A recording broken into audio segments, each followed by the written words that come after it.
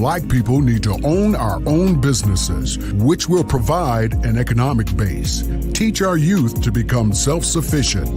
Learn how to maximize our political affiliations and fight for criminal justice reform. You just tuned in to Black Power Presents with your host, Antonio Lipscomb. Come on, let's talk. Are you looking for a job that can lead to a career opportunity? MCC and OPS have teamed up to provide education training and job opportunities. We're looking for people that want to learn and work at the same time. We have open enrollment for training in the field of construction and job placement. For more information, contact us at 317-991-3150 or email info@mccindiana.org. Again, that phone number is 317-991-3150 or email info@mccindiana.org. All right, Facebook family, it's yours truly, Antonio Lipscomb, and I am your host for Black Power Presents. I'm going to open the show like I normally do. We're getting ready for our Facebook family and YouTube viewers to come on. But while we're waiting for our radio listening audience to come, it comes right on about 6 o'clock. I want us to take a look at a clip, and I just stand corrected. I meant I'm waiting on our radio listening audience that comes on at about 6 o'clock live. While I'm waiting, I try to show a video to from YouTube to give a little bit of a backdrop of what I'm referring to when it comes to whatever the show is going to be about. And the show is going to be about just building a narrative on the divide between Africans, period, whether you be African-American, whether you be from the mother city, Africa, or colonized into some other part of the world. I would like for us to explore the ideal of Africans being able to come together, reason together within a National Day of an Atonement is what my end goal is. So I'm going to be talking about how we can reconcile. I got some wonderful guests that's going to come on to the show, just doing some extraordinary work in the community. Kenneth Allen is going to be back with us, along with James Garrett, talking about the social status of Black males here in Indianapolis. The chapter is going to be here in Indianapolis. But before I bring them on, I would like to show a clip from the YouTube video that we are looking to watch. I'm gonna go ahead and try to share this clip of what I would like to kind of talk about during this segment of the show. So I'm going to be playing this clip, and then hopefully those that are watching by the way of Facebook and YouTube would continue to stay with us. Please like, share, and post this as we move forward in our show. Thank you. Check out this clip real quick for me. Hello, ladies and gentlemen. Welcome to another episode right here with E-City. My name is Peter Raju, and today I want to talk about something that might be a little bit controversial, but I think it's worth talking about. And honestly, I've been thinking about it for a couple of years. I've been reading and trying to come to an understanding as to why African Americans and Africans have this kind of animosity. There's some sort of negative vibe going on between those two sides. And I've noticed that since I was born in Africa, I was born in Nigeria. And being born in Nigeria, you're living amongst Africans. And I'll tell you how I viewed African Americans from Nigeria. Yes, Antonio, can you please put me on hold? Yep. All right, thanks. That makes sense. And I said, one of the other things too, growing up, I had this idea, this ideology from the media, from people around me, that African Americans were these ghetto, noisy, arrogant, aggressive,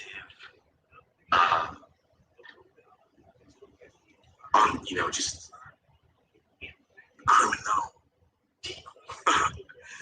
And It's like, anytime I have my hand to the side, when like back in the 90s or early 2000s, even like adults would be like, put your hand back forward, like I'm a gangster or something like that. And I'm like, so all these different rap music is just seen as like I always saw rap music as like, okay, it's bad music, right? Like it's bad but cool music. Very sad concept, unfortunately. Very sad. That was pretty much how I saw it. And why was that? It was because of the films, the movies, the news.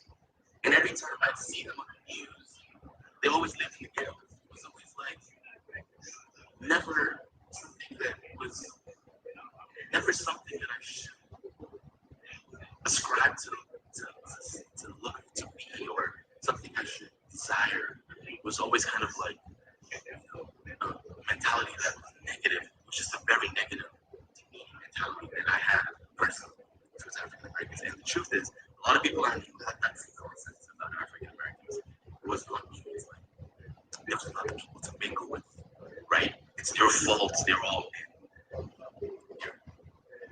they have guns and they're saggy and they're all those things. You know what I'm talking about, right? And so that was why I had was mostly the media and people around me, just this kind of general culture.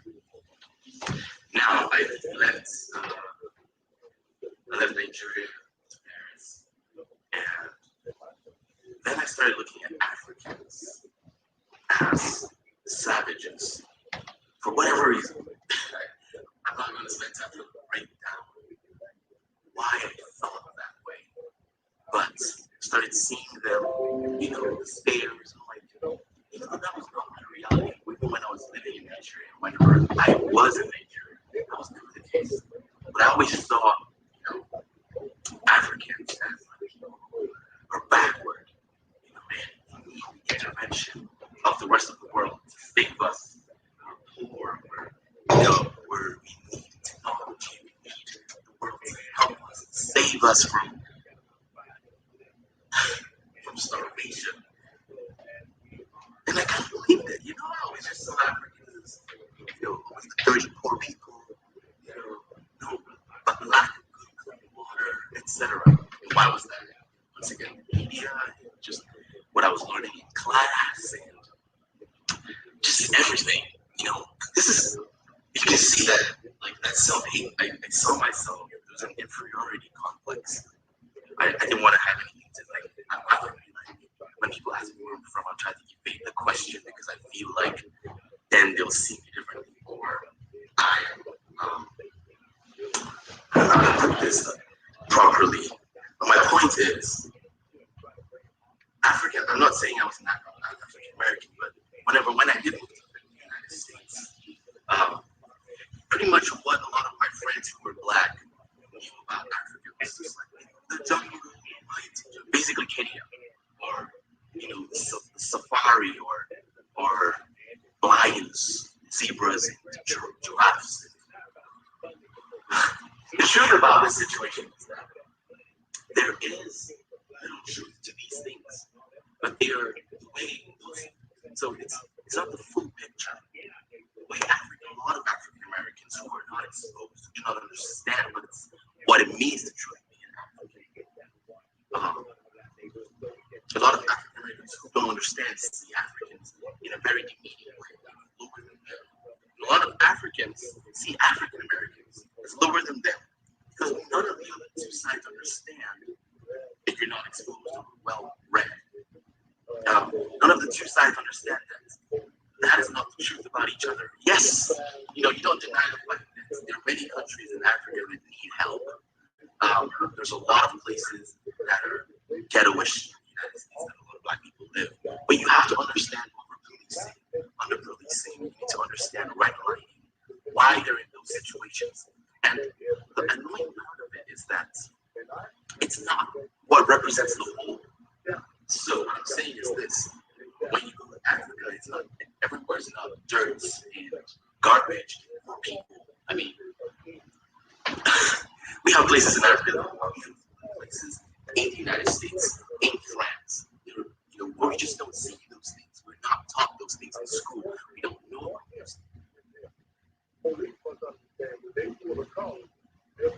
So I basically wanted to stop this. I don't know how our broadcast is going over. Hopefully, we're being picked up pretty good. But this is the backdrop of what we're trying to go for.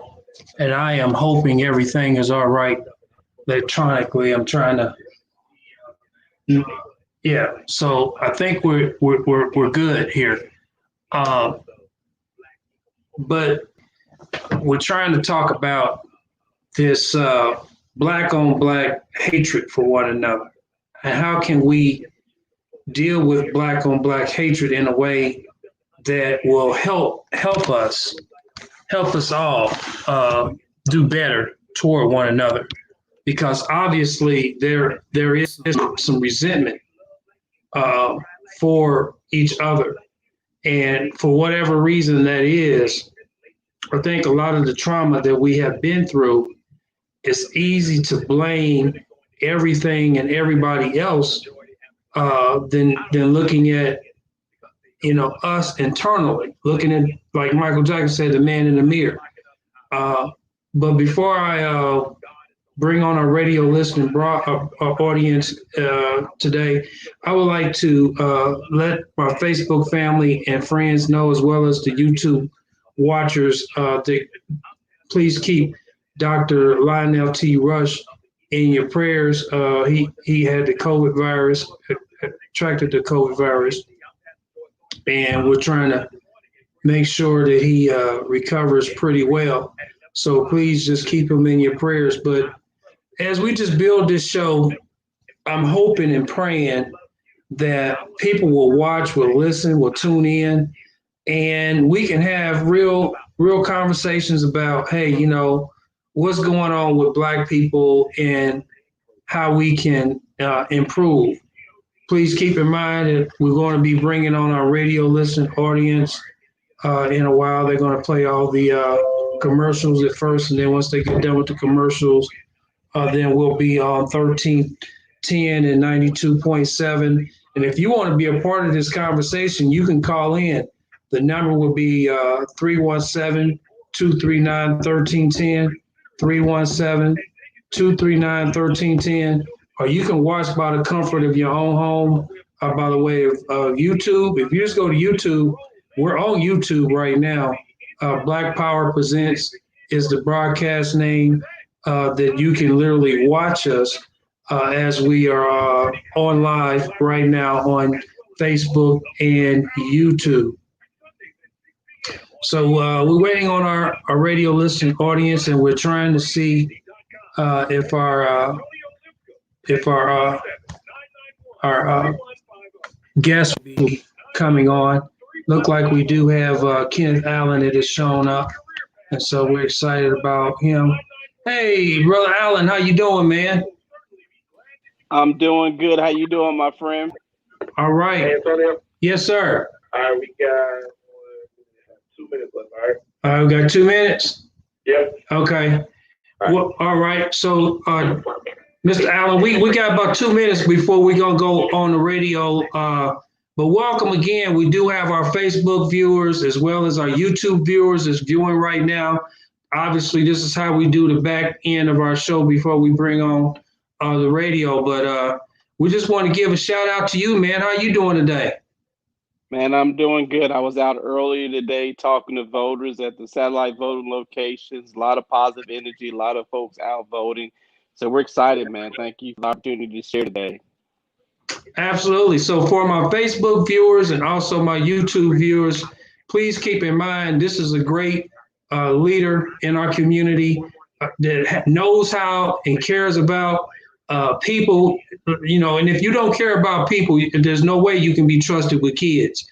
But Kenneth has always exuded this caring way of caring for people. And so we just want to thank you, man, for your run. And I want to strongly let anyone that knows who under the sound of my voice, if I have any level of influence with you, please early vote for Kenneth Allen. I think he will do an extraordinary job for the school board. And so before we come on, if you was to win this seat, what would be some of the things you would take care of, Mr. Allen? Absolutely. Thank you for that question. I think the first priority is definitely COVID-19 and this pandemic. I'm a father, parent of two school-age children, and my daughter is in a new middle school. She hasn't been in the school physically. She hasn't met her teachers.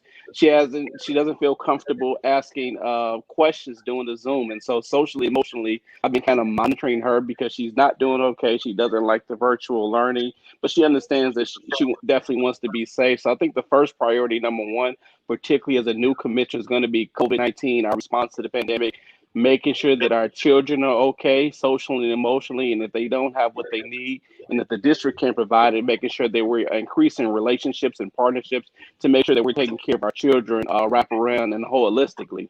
But also we have to make sure that our teachers are absolutely okay as well, many of them are parents and navigating this pandemic as well. Ready. And so we have to make sure that our teachers are okay in order so they can teach our students. So priority number one is the pandemic and our response to COVID. And then secondly, obviously making sure that our school district reflects the young people that we serve. 60 different countries. Okay, hold on for 1 second, Kenneth. I'm coming on the radio real quick. We'll get it in, the other part.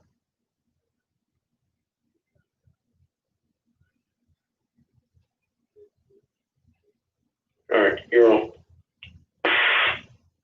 All right, radio listening audience, this is Antonio Lipscomb. I am your host for Black Power Presents, and we're excited about having another broadcast on this week. We do have Kenneth Allen, who's actually the leader of his campaign, which on our show, we can't specifically endorse anyone, but he's a good friend of mine. So if you want to know who I endorse, just go to my Facebook page, my YouTube page, and it will show who we believe in for our school board. He's also has a position of desire of helping Black males. He's the leader of the social status for Black males here all across the state, and he's fought and advocated for a chapter here in Indianapolis, and we're just excited about it. We're hoping that James Garrett would come on board with us, as well as the president of the NAACP, Crystal. We're hoping that she will have time also to kind of pop on. But Mr. Allen, one of the things I wanted to talk to you about, I always try to bring my Facebook family as well as my YouTube family into a backdrop of a conversation that we've been having and that we will continue to have on this show. One of the things that I think that's wrong with African American people is that we are so ready to fight one another. And I don't know if it's because we've been bred to do so. I know that from a historical position, there was fighting going on in the Congos, and then of course whatever tribe won would take the other group into slavery, and then they got a grand ideal of actually selling the slaves to a variety of different countries. And you can see even now today, Africa has been colonized because of the weakness of the lack of Africans being able to militarize themselves to be able to protect themselves. So now we have a lot of Africans colonized. And what I mean by colonized, meaning this superiority, like some Black people thinking that they're better than others, and also this attitude of only the strongest can survive. And if you're weak, then, or if you're poor, you don't matter. If you don't have a certain level of education, you don't matter. And then, of course, because of this history of this violence between us, it's very clear that Black lives matter, but who does Black lives matter to? How can we make sure Black lives are mattering to everyone? Because it's obvious to see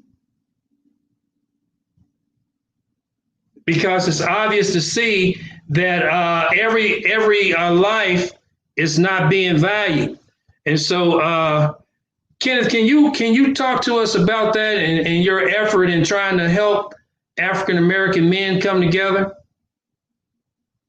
Yeah, absolutely. My entire lifespan has been working specifically around the African American male population.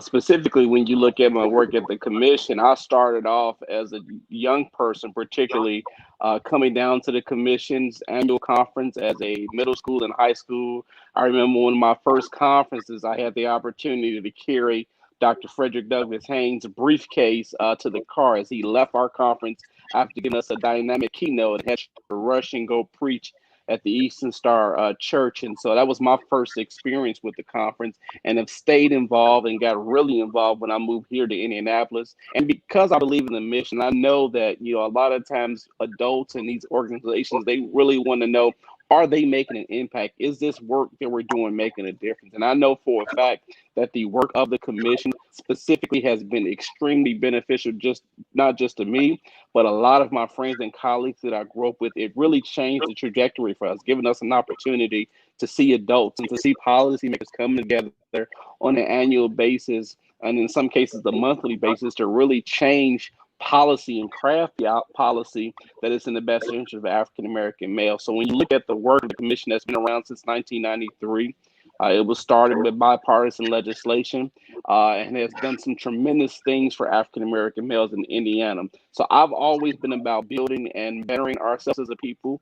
I do know that there is a lot of systemic racism. There is what I call post-traumatic slave syndrome that puts us against each other. But one of the things that I heard the Honorable Elijah Muhammad say, the leader of the Nation of Islam, say that the unity of the African American people is more powerful than an atomic bomb. And I truly believe that when we unify with any effort that's positive, that's uplifting, that can really change our community, is extremely powerful. Oftentimes we don't see that unity because of all of the divisions that exist, but I've always tried to build bridges, and I encourage folks to listen that, we have common grounds on everything. And so we have to come together and make sure that when we do come together, that we don't call our coming together something and go home and do nothing, because we really have the power to change not just our condition, but to change our community and even change the world. Absolutely. I mean, one of the things that I see we struggle with, Kenneth, is the fact that we have been traumatized.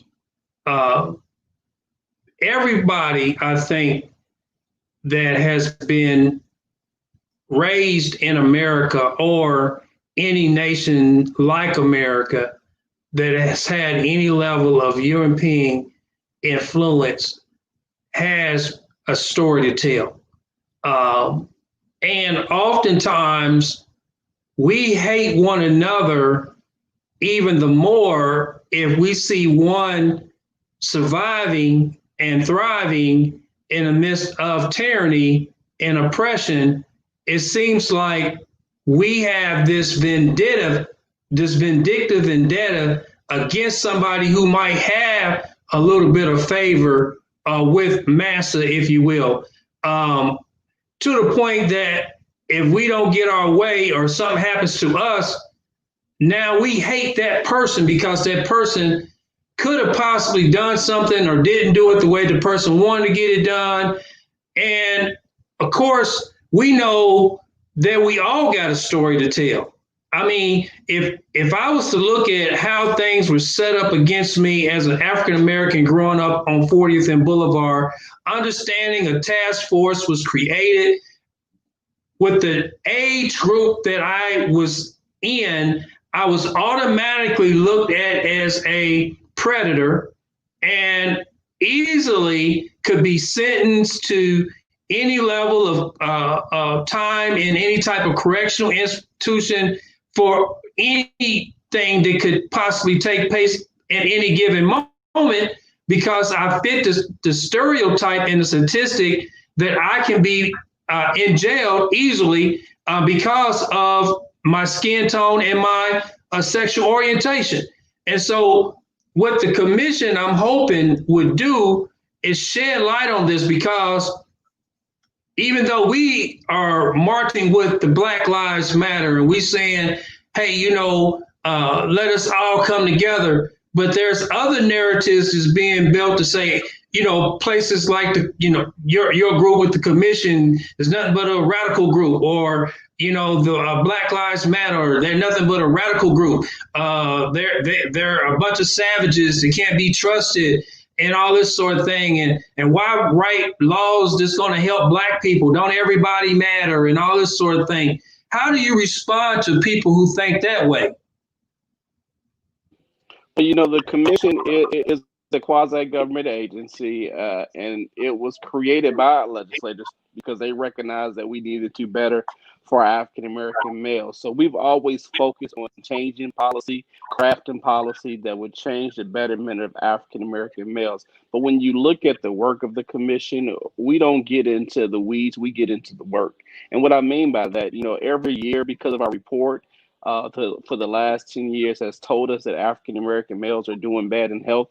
We created the Black Barbershop Health Initiative to get more African-American males concerned and interested in doing better for their health. So for the last 10 years, we've been going in barbershops all across the state of Indiana and providing free healthcare screenings, and then following up with those people that take advantage of the free health screenings to make sure that they are doing good on their health and make sure that they contacted their primary physician or contacted one of the free resources in their community. In addition to that, I worked for the Indiana House of Representatives as the PAGE program coordinator. And during that time, I didn't see a lot of African-American males taking advantage of the PAGE program.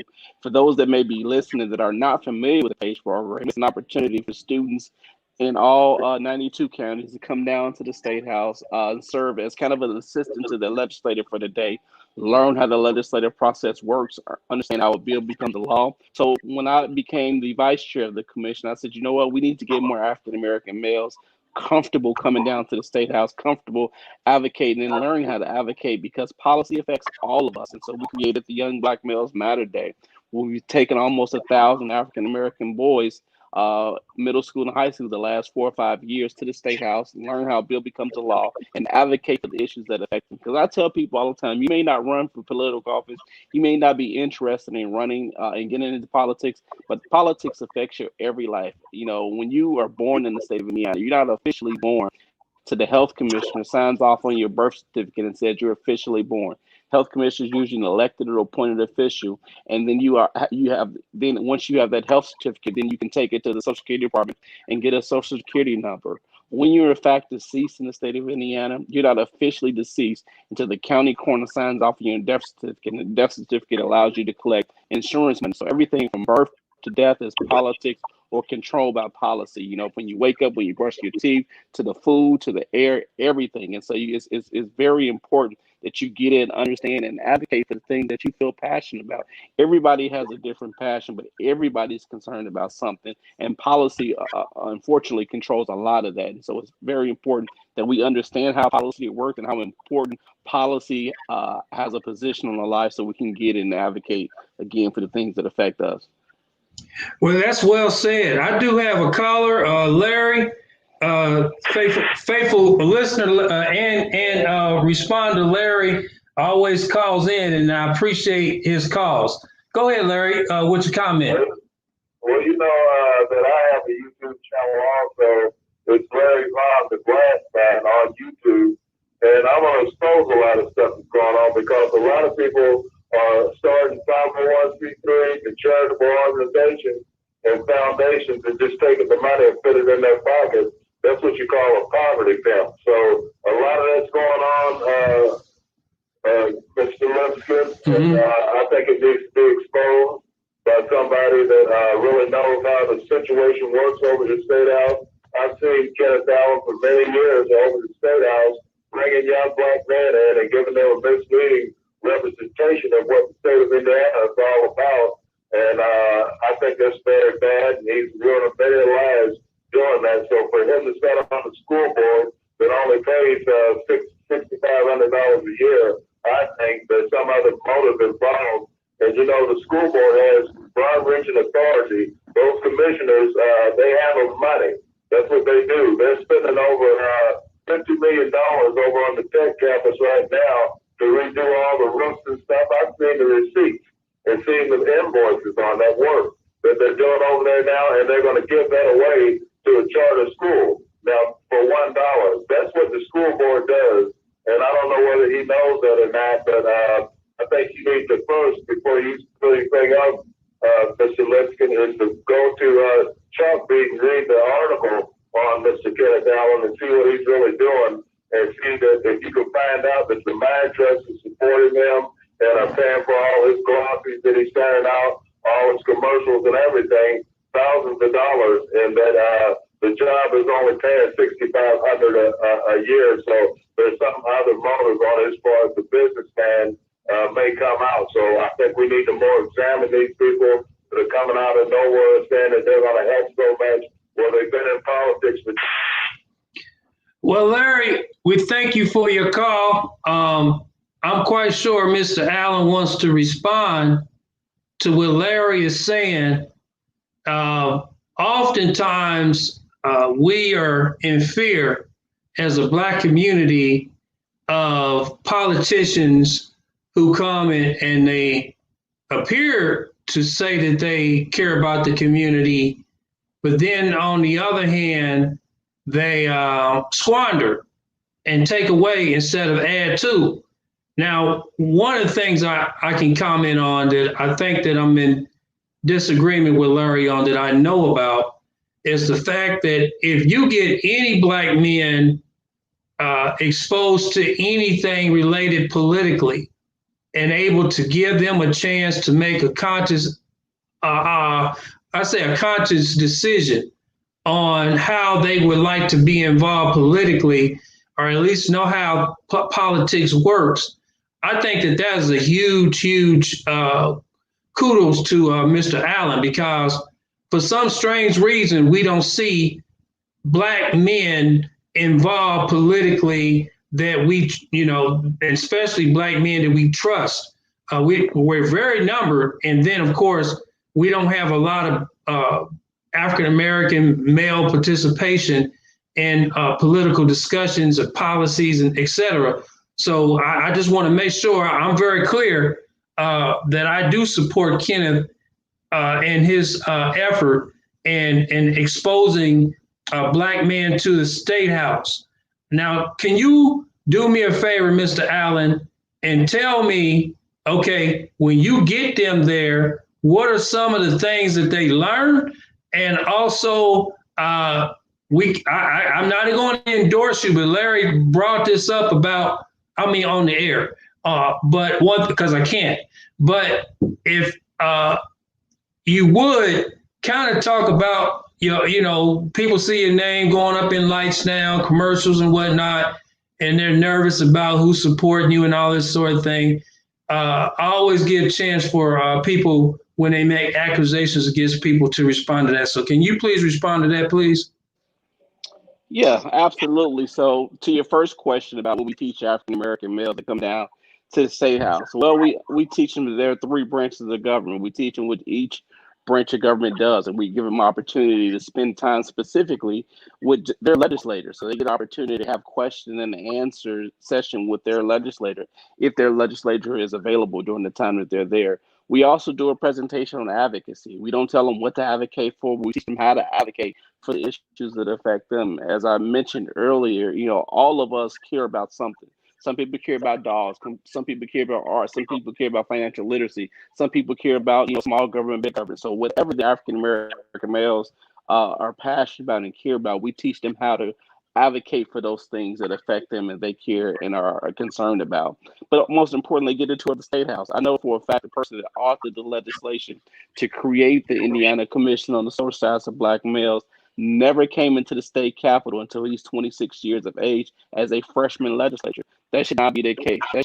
Every person, particularly our children of color, should have an opportunity to come to the State House and learn what the State House is, learn what they actually do with the State House, so they can participate at whatever level they feel comfortable participating. As it relates to who supports me, I'm sorry to interject. Hey, Mr. Allen, I'm sorry to interject, but I just want to build on that for a second. Because when you speak of African-American males, 1 out of 3 African-American males has some type of criminal background or in the criminal justice system. compared to 1 out of 17 white males here in this country. African-American males make up, I would say, anywhere from 6 to 7% of America's population, but yet we represent 40.2% of the criminal justice system. So for anyone like yourself that will put an African-American in the state house instead of advocating for them to be in a criminal justice system house or courtroom house, should automatically, with no brainer, be willing to applaud you, even if you took them there and dropped them off and let them go and watch without anything that you have already said.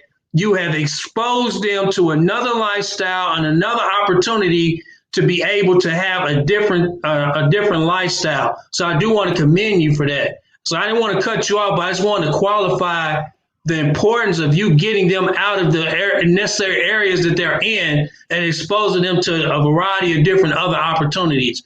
Thank you, but go ahead, brother. Yeah, absolutely. That's the other thing that they get a chance to do. They get the chance to actually watch the legislators on the floor in both the House and Senate. That was something I was exposed to as a middle school student. I served as a page my 6th grade year, 7th grade year, 8th grade year, 9th grade year, 10th grade year, 11th grade, 12th grade year. And when the time I was a freshman in college, I was over the page program because I had all of the experience. I also applied for the job and was fortunate and blessed to serve in that position for 2 years. So absolutely, I agree. And thank you for pointing it out. To the other part about Larry's accusations about my background, I've spent my entire life working directly with young people. I'm 37 years of age. I started my first business when I was 12 years old, hired some of my friends from the neighborhood, taught them how I actually did my business. And it was extremely well. I was able to, make $500, $600 a month selling candy. It was able to help my mom, who was a single parent, who couldn't always afford some of the things that I wanted. And I realized how important and impactful learning how entrepreneurship works, how to start a business, how it really changed the economics of my family. So I began to become passionate about teaching entrepreneurship. When I was 15, Brother Lipscomb, I was certified to teach entrepreneurship instructor, not because I had a desire to teach business, but some administrators at my school came to me and said, "Hey, do you want to go to Orlando, Florida for a couple of days, all expense paid, you'll get a stipend, and you also get an opportunity to become a certified entrepreneurship instructor." We're growing up in Gary, and, in a single parent home, growing up in poverty. I didn't get those opportunities, fortunately. So I saw, hey, Orlando, Florida, I'm going to be excused from school. I'm going to be able to get some type of certification. I said, absolutely. My mom signed off on it. Little did I know that I would become the youngest certified entrepreneurship instructor in the country. And so I've spent my entire career working either through my foundation, which is no longer in existence, or through a variety of a number of organizations, volunteer, teaching young people the benefits of entrepreneurship and financial literacy. So I have a whole coalition of folks that support me. I'm very grateful for the organization that support me, but I'm also grateful for the people that, gave me $5, $10, and over the 80 something individual donors that donated to my campaign just because I put a message out on Facebook or just because I sent them a text message and called them. So, while we're grateful for the organizational support, we're also grateful for the individual citizens that supported our campaign as well. Yes, sir. So basically what you're saying on our show is that regards to whoever has supported you and what you have done or what you're doing, you're not compromising your message and your passion for help young people get exposed to entrepreneurship, business, politics, et cetera, et cetera. And I think you're doing this in a way that you put God first, that you are a minister and you love the Lord, and that you're trying to also build their spiritual life up as well. So if you like to be a part of this show, feel free to call 317-239-1310, 317-239-1310. Mr. Allen, what I really would like to talk to you about, I was just watching a video on YouTube. I don't know how well it showed up over the YouTube channel as we share. We're going to get better as we move along. But a young man was telling us that he was from Ghana, born and raised in Ghana, And he said while he was there, being raised in Ghana, he said the depiction of Black African Americans was such that we are all thugs, that we're loud, that we don't take care of our families, that we can't be trusted. And this is a person from Ghana's mindset as it relates to how African American people are. So when he came here in America, he automatically had this sense of prejudiceness against Black people. Meanwhile, Black people here in America, we're mainly thinking about the people over in Africa jumping off a donkey, or, and have a whole bunch of lambs and got to watch out for the lions and tigers and bears, and in some type of rural area where everybody's starving to death. So there's this notion and this depiction of us not understanding each other, not being familiar with the culture and the background of one another, to the point that we're pitted against each other. And some of us have never even seen Africa. And some of those in Africa has never seen America. And the only thing we're going off of is what's being pushed down our throat.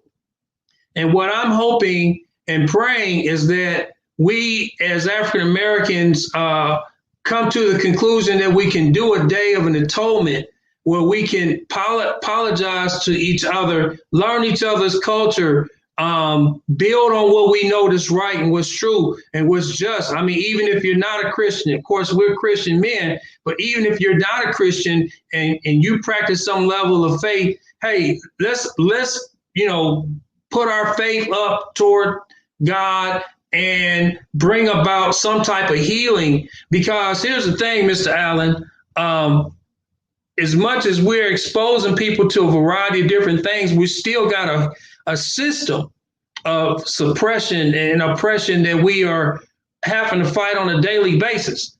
And if we can't come together and love on each other and build each other up, how can we expect other people to? So I'm saying, within your commission, will you be willing to come on and lead a group of people that would be able to help us, a group of people. What I'm saying is, when you're gathering these young minds, or you gathering Black people together, are you willing to help us with this day of atonement, to where, and what I mean by day of atonement, of course, repenting for our sins, repenting for our wrongdoings. Because when you really look at this thing and break this thing down, it started with us doing wrong to each other, like Cain and Abel, right?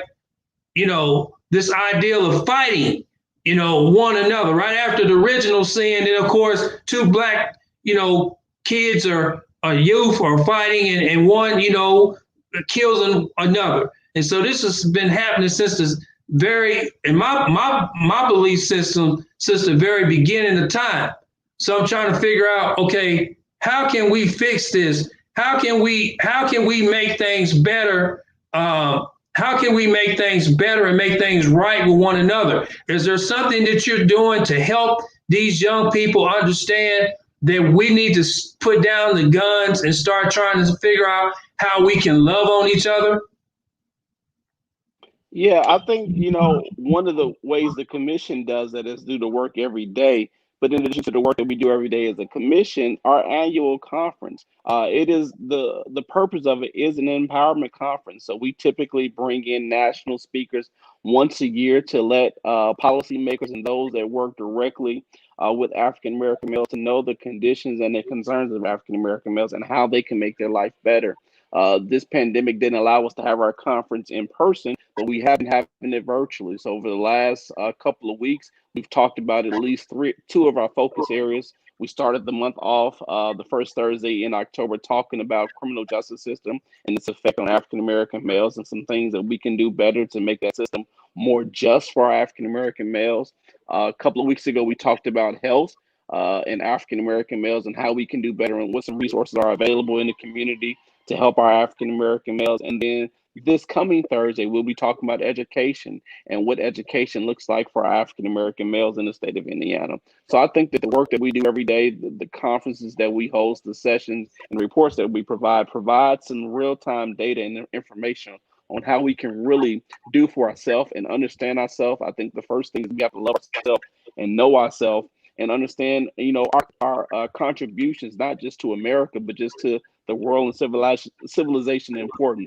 When we know who we are, where we came from, that we are the sons of kings and queens, or the children of kings and queens, when we understand how valuable we are and our rich history, we have we tend to sit up, listen up, which is one of the reasons why I'm running for school board. I think that it's very important that when children come to school, that they need to see themselves reflected, not only in school leadership and teachers and principals, but they also have to see themselves reflected in the curriculum.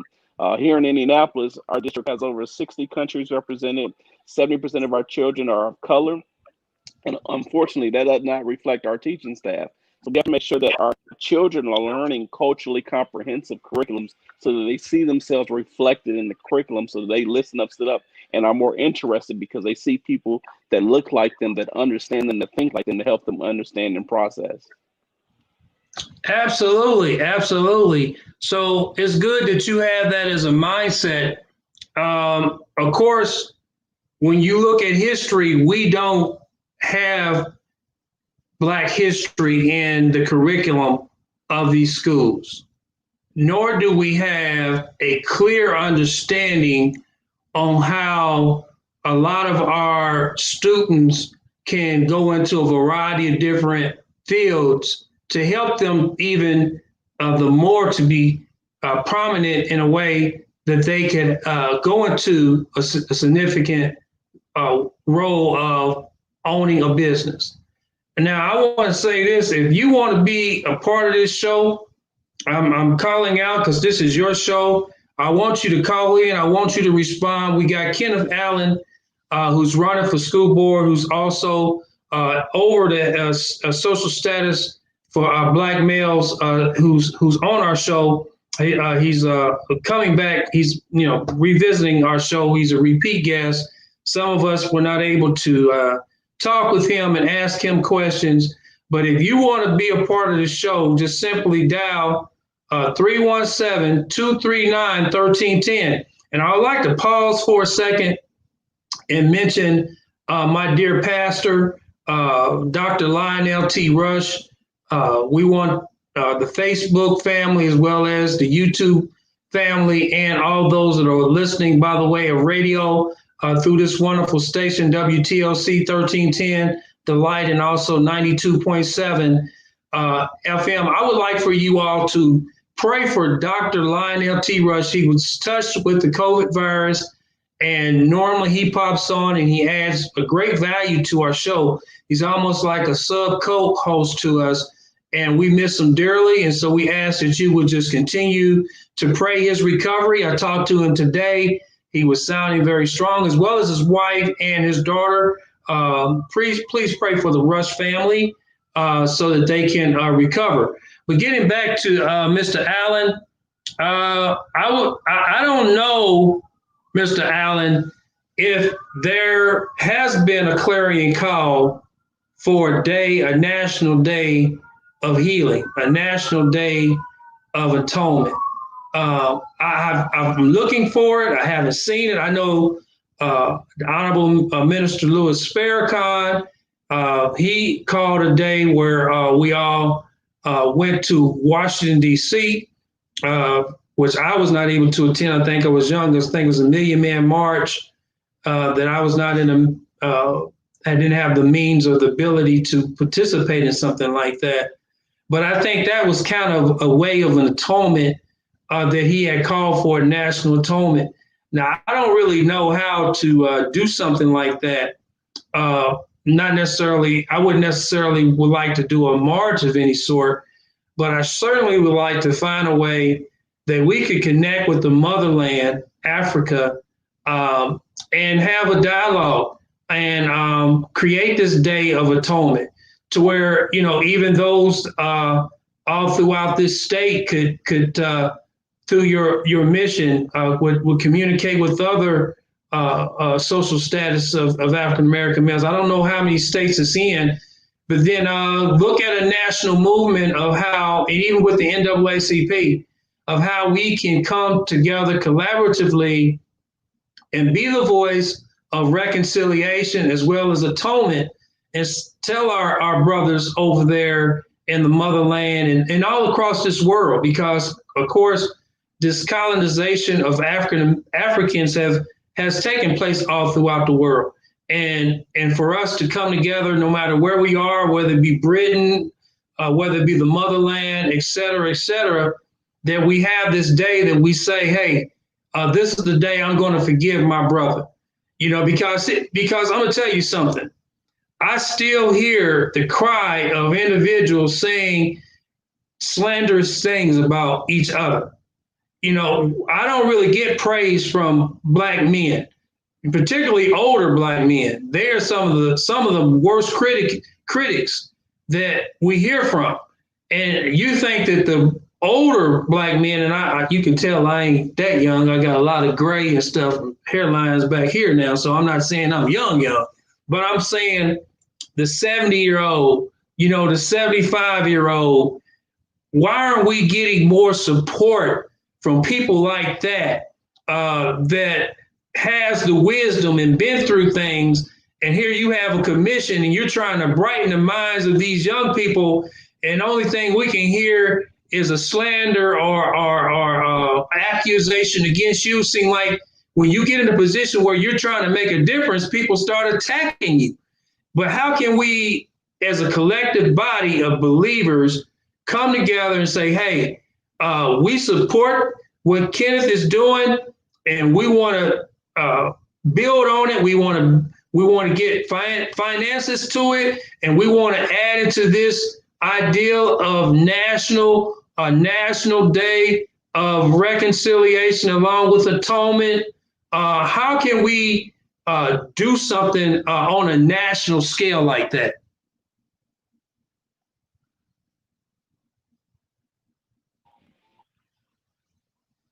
I'll say this, and unfortunately I have to get to my next engagement. But one of the things that passed today, you referenced the Indianapolis Commission on African American Males, which is actually older than the state commission. Mayor Steve Goldsmith started the Indianapolis Commission on African American Males when they were still working out the logistics for the state commission. But Congresswoman Frederica Wilson authored a bill last year in the House, and it was also carried over in the Senate by Senator Mark Rubio to create a U.S. Commission on African American Males, which was modeled after Indiana legislation. So there's a national movement because America is starting to realize that we've done bad by our Black males and our Black boys and Black men, and so we have to do better. The commission, Indianapolis Commission, Indiana Commission, or U.S. Commission is not a panacea for changing the trajectory or the condition of African American males, but it does provide us some data so that we can craft and create programs and policy and legislation that will hopefully change the future generation for our African American males. So I think that, connecting with organizations that are out there doing the work every day, grassroots organizations, our commission, we don't necessarily provide direct program, but there are a lot of organizations both here in Indianapolis as well across the state that have the capacity and work directly with African American males every day. So connecting with them, aligning missions, and seeing how we can best serve and come together collectively. Okay, well, I think that's great. I know you got to get to your other engagements, so I just want to thank you for coming on our show again. We was expecting a few more guests to be on, but however, they may have gotten tied up. I know one was shooting the dark that we'll bring back later. But hey, thank you, Mr. Allen, for all the hard work that you're doing in the community. And I say, let's do everything we can to support Kenneth in his movement of helping African Americans be successful here in this country, especially African American males be successful here in this country. You have any last words or comments before you leave?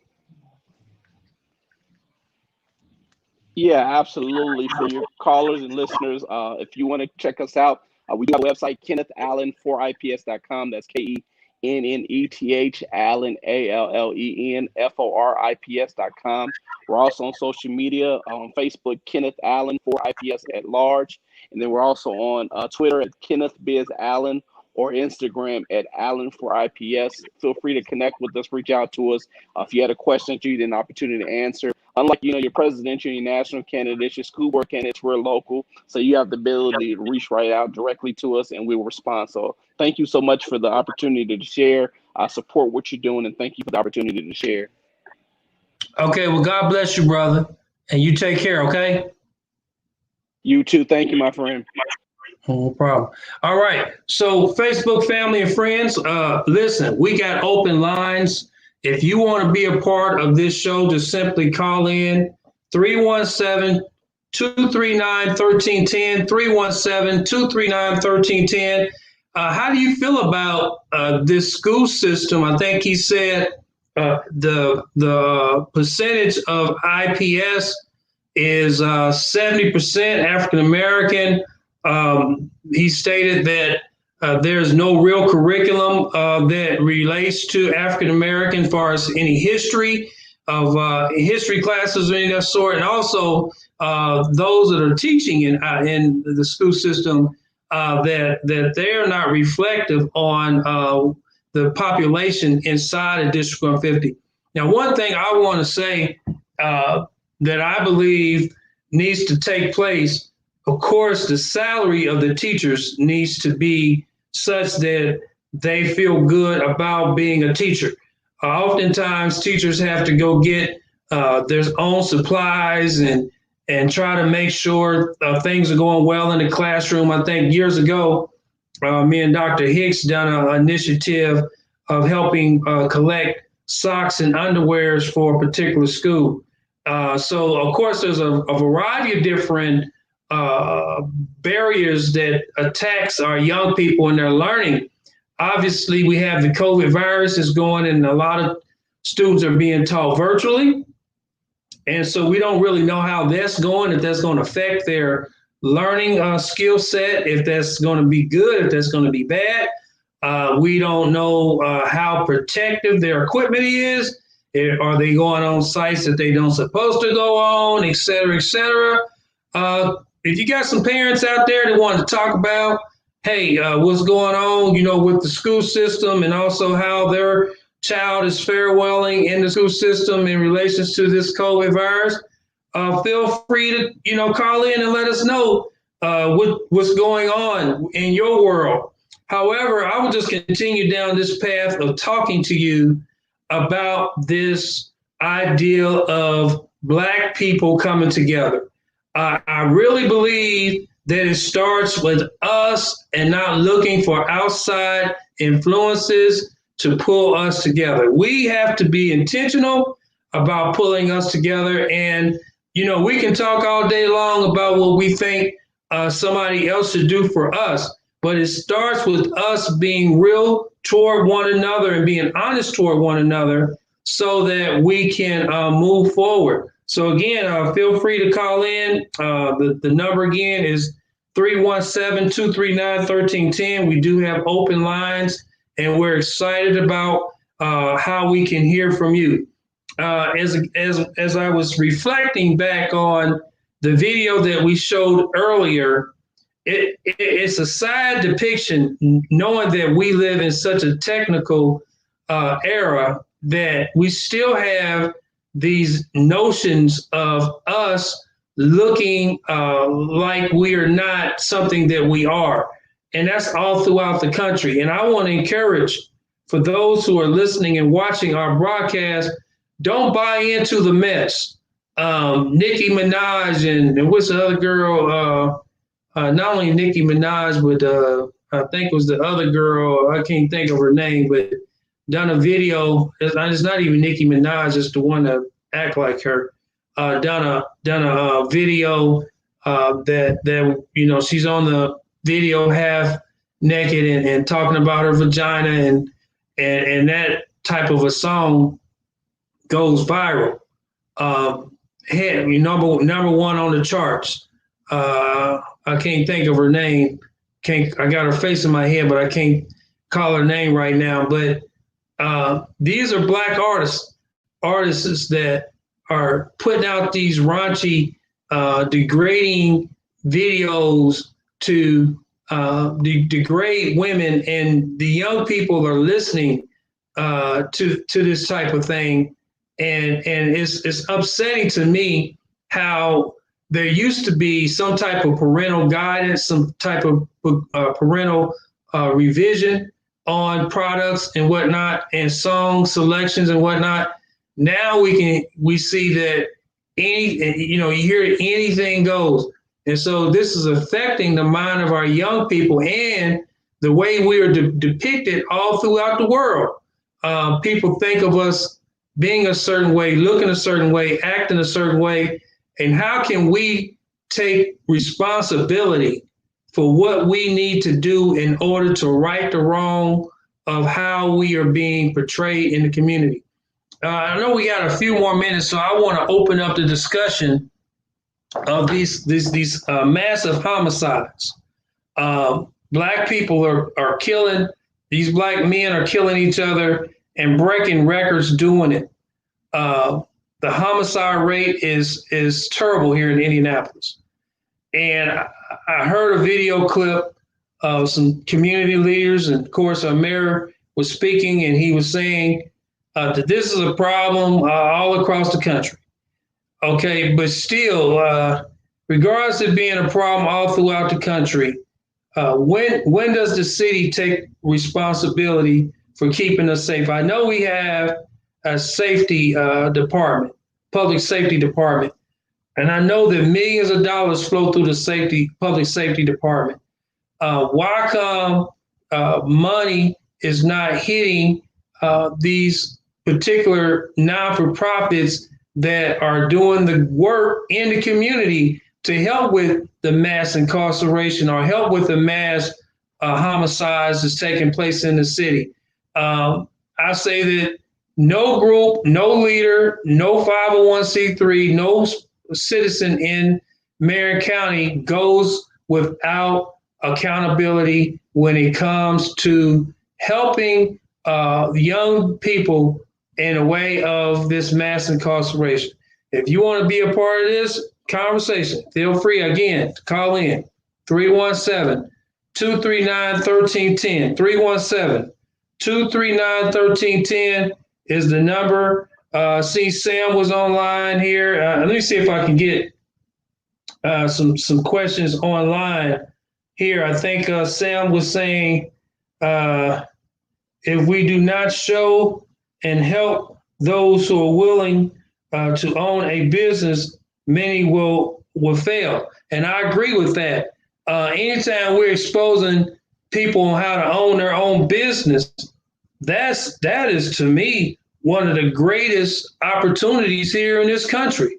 I am a small business owner, and I love the fact that I'm a small business owner, because really small businesses can help with all these problems politically. When we get behind the right candidates and push the right people and get policies changed, all this stuff costs money. And so we're not getting behind these small businesses and helping these small businesses grow and hiring. Even our small businesses can hire some of these young men that society has given up on. So I like that comment, Sam Jackson. Okay, and he also says, why is this happening? 1 out of 3 Black men. It's talking about 1 out of 3. That is so sad. But we can change that system by sharing how we as business owners help those who not. So I agree with that. I agree. The fact should be that we should gather with the Day of Atonement and cry out to God and ask God forgiveness toward hurting one another.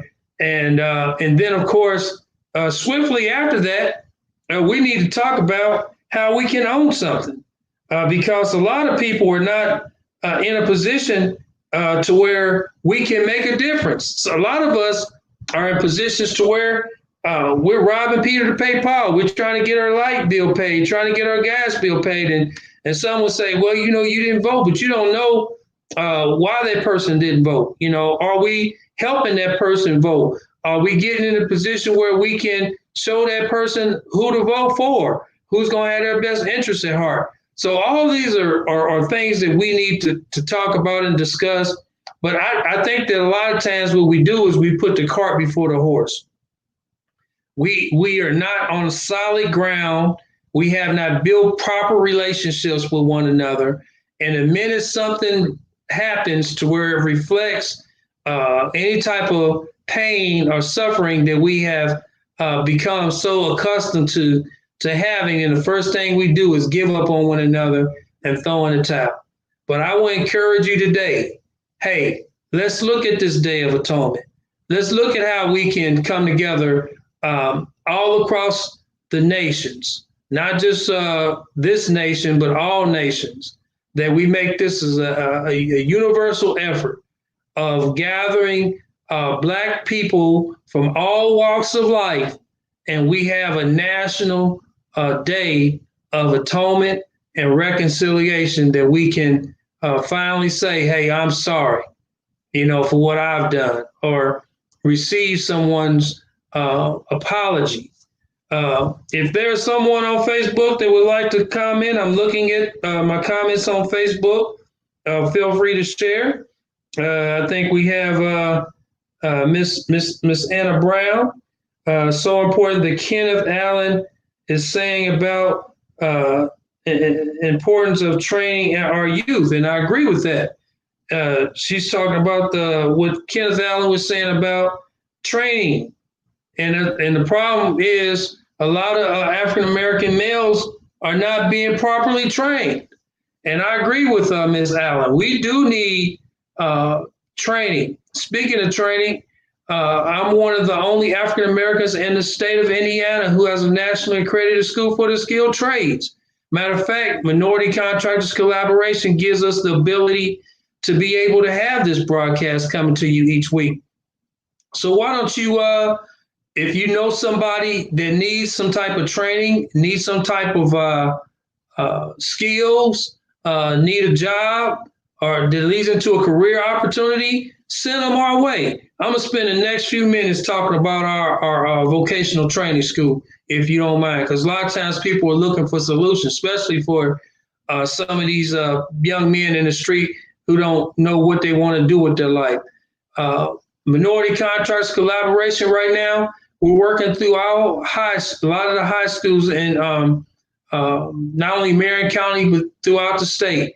The Excel centers, those who are dropping out of school. We service them each Friday from 10 to 4. And it's at no cost. The only thing they got to do is sign up with the Excel centers, and they're in at no cost. As well as the Willis Mission. We have recruited men out of the Willis Mission. We have gotten them jobs as well as education so that they can work.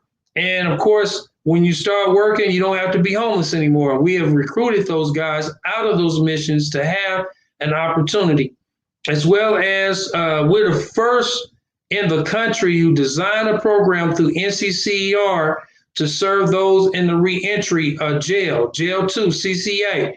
We are revamping our program, making it stronger and better so that those that are in jail, when they get out, they'll have an opportunity to go to work, as well as the community. So if you want to be a part of our vocational training opportunity, simply call me 317-205-7058, 317-205-7058 is if you want to be a part of our vocational training opportunity, as well as going on our website, mccindiana.org. It's all free. Only thing you have to have is a high school diploma. If you don't have a high school diploma and 18 and up, we can show you how to get your high school diploma, because we're connected with those who do high school diploma or equivalencies, the Core 40. As a matter of fact, our training is also a credit toward your high school diploma if you don't have it. We're actually looking to expand in Gary. We have some conversations going on with some service providers over in Gary who wants us to come over and train in Gary, Indiana, where I believe Kenneth Allen said that he was from. All right, so we are running out of time. I think we got about 3 more minutes before we conclude. I think Crystal gives us an apology. Crystal from the NAACP, we see that she has contacted us, the president of the NAACP, and said that she wanted to give her condolences. I think we got a few more minutes. I think we had a caller that was trying to call in, but I don't see that our producer sent us anything. So we're going to continue to move forward. I think we had a caller that was trying to call in. I don't think that she was able to get through. But hopefully we can bring her on the next time. We do apologize. All right, so let me see. No callers have called in. Okay, so our producer is saying that we haven't gotten a caller to call in. Maybe she dialed the wrong number. We'll see if we can try on next week.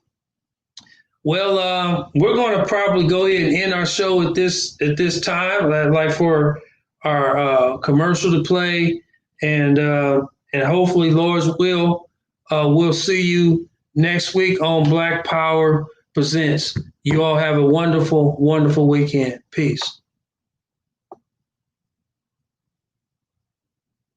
Are you looking for a job that can lead to a career opportunity? MCC and OPS have teamed up to provide education training and job opportunities. We're looking for people that want to learn and work at the same time. We have open enrollment for training in the field of construction and job placement. For more information, contact us at 317-991-3150 or email info@mccindiana.org. Again, that phone number is 317-991-3150 or email info@mccindiana.org.